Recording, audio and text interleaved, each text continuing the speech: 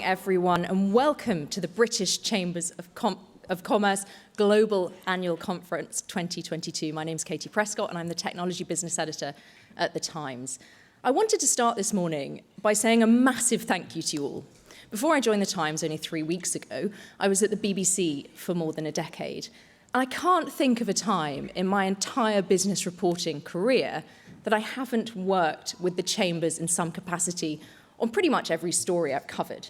When I think about the run-up to the Brexit vote or through the pandemic, I've spoken to your members and your leadership, and you've always been so very generous with your time and sharing your stories to inform my reporting, but also to tell audiences about what's going on and to give people a real first-hand insight into what it's like running a business. So thank you very much, and it's a real pleasure to be your host for the conference today. There's no shying away from, if we're talking about stories, the context to today. It is a really difficult time.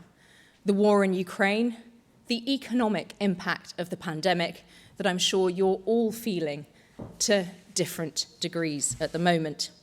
We're going to grapple with these issues today and also talk about three broader themes: people, talent and skills, the planet, green innovation, and also throwing forward to the future, talking about progress. Before we kick off the conference, I've got a few housekeeping points to go over. The BCC conference this year has tried to be as sustainable as possible. Looking around, you'll notice there's very little paper. You're all wearing green ribbons instead of badges. There's vegan and vegetarian food for lunch. And we've encouraged you all to get public transport here today. It's also very important to make sure that you've all downloaded the app for today, and that's part of the Green Agenda. All of the information that you'll need for today is within that app: who's speaking, what time things are happening. And for those people who can't be here today and who are following us on social media, please do tweet or use LinkedIn to talk about the stories that you're following. The hashtag for today is BCCConf, C-O-N-F. This year, something a bit different, there's going to be a game going on through the day that you can take part in within the app. And it's all about sustainability. So the more you use the app to network, to rate the speakers, the more points you'll get. And the person who gets the most points at the end of the day will get the chance to plant 10 trees as part of the Queen's Jubilee. I think it's called the Canopy competition. It's basically the tree planting initiative, and you'll get to choose exactly where you want those trees to be.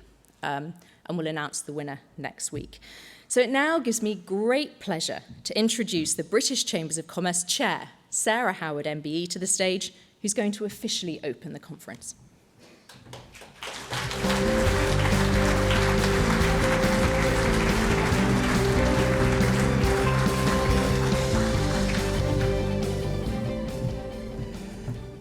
Wow, it's fantastic to see you all here today. I'm delighted to welcome you all this morning to our first in-person conference since March 2020. Last year, the team delivered an excellent two-day virtual event, but you can't beat being together. I'd like to thank you all on behalf of the team for taking the plunge and venturing out to join us today. It will be well worth it, I promise you. One of the main strengths of the Chamber network throughout the UK and internationally is the connections we make across our membership and beyond. And I hope you can take full advantage of this today and create new contacts. It's one of my favourite parts of this role, connecting Edinburgh with Sussex or Cornwall with Norway, facilitating trade, helping our members grow and thrive.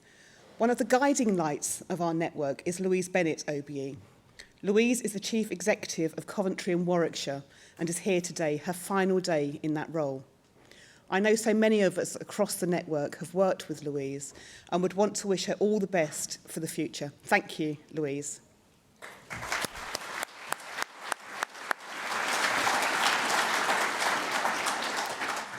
I'd also like to thank our partners, NatWest Group, who are our headline sponsor, Cisco, Drax, Heathrow, Nuclear Waste Services, the Polish Trade and Investment Agency, AXA Health and the AA. Your support makes this event possible. As you may have picked up, the themes of today's conference are people, planet, progress. Not only are we joined by the Chancellor, Trade Secretary and the Shadow Chancellor, but also by leading figures from industry and beyond, such as Elizabeth Vega, OBE, CEO of Informed Solutions, John Holland-Kay, CEO of Heathrow, Mary Robinson, former President of Ireland, and Mary Portas. Today's event is a crucial opportunity for leaders across industry to discuss how we move past the pandemic and other global events and work together towards a more sustainable and responsible future. Finally, in the year that we celebrate the Platinum Jubilee of our Royal Patron, I'm delighted to now read a message we have received for the conference from Her Majesty the Queen. Please convey my warm thanks to all those associated with the British Chambers of Commerce Global Annual Conference, which is being held at the QE2 Centre in London today. As your patron, I was interested to learn that the theme of this year's event is People, Planet, Progress, and that having faced a difficult and challenging few years, delegates from across the United Kingdom and overseas network will once again be convening in person to enjoy a thought-provoking programme of discussions, talks and peer-to-peer sessions. I send my best wishes to you all for a most memorable and successful gathering. With that, I'd like to welcome you once again, and I look forward to meeting you all later. Thank you so much for coming. Enjoy your day.